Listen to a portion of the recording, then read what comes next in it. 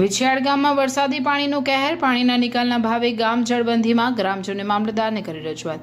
વાગરા તાલુકાના વિછિયાળ ગામમાં ભારે વરસાદ બાદ વરસાદી પાણીના નિકાલની યોગ્ય વ્યવસ્થા ન હોવાથી સમગ્ર ગામ જળબંધીની સ્થિતિમાં આવી ગયું છે। ગામમાંથી પસાર થતો કોઝવે પાણીમાં ગરકાવ થતા અને કુદરતી નિકાલનો માર્ગ અવરોધાતા નીચાણવાળા વિસ્તારોમાં પાણી ઘૂસી જતા જનજીવન પ્રભાવિત બન્યું છે।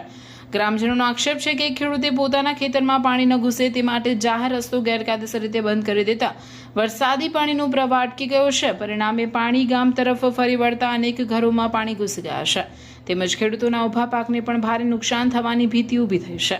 સ્થાનિકોના જણાવ્યા મુજબ આ મુદ્દે ગ્રામ પંચાયતમાં અનેક રજૂઆતો છતાં કોઈ કાર્યવાહી ન થતા અંતે ગ્રામજનોએ વાગરા મામલતદારને લેખિત અરજી આપી છે। અરજીમાં ગેરકાયદેસર રસ્તો બંધ કરનાર સામે કાયદેસરની કાર્યવાહી કરવાની તેમજ વરસાદી પાણીના કાયમી નિકાલની વ્યવસ્થા ઊભી કરવાની માંગ કરવામાં આવી છે। મોજે વિછિયાળ તાલુકો વાગરા ગામના તમામ ખેડૂતોની લાગણી અને માંગણી એવી છે કે જે વરસાદી પાણી ભરાયું છે એ ભરાવાના કારણોમાં એક અમારો મોટો કાંસ છે જે પાણીનો નિકાલ કરે છે એની દુરસ્તી થઈ નથી, એ હજુ ઊંડો ખોદાય તો પ્રશ્નની સરળતા રહે।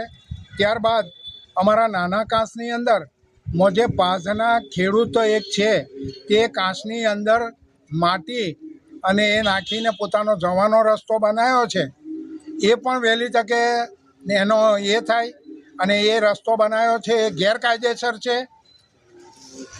કાયદાને એ નથી કરતા ને એના લીધે પાણીનો નિકાલ થતો નથી। અત્યારે તમારે ક્યાં ક્યાં આવેદનપત્ર આપવું પડ્યું? આવેદનપત્ર મામલતદારમાં આપ્યું છે, તાલુકામાં આપ્યું છે। કેટલું પાણી ધોવાયેલું છે ખેતરોમાં? પાણી અત્યારે હાલ છે અત્યારે લગભગ 3 ફૂટ પાણી છે। અને તમારી યોગ્ય માંગ શું છે?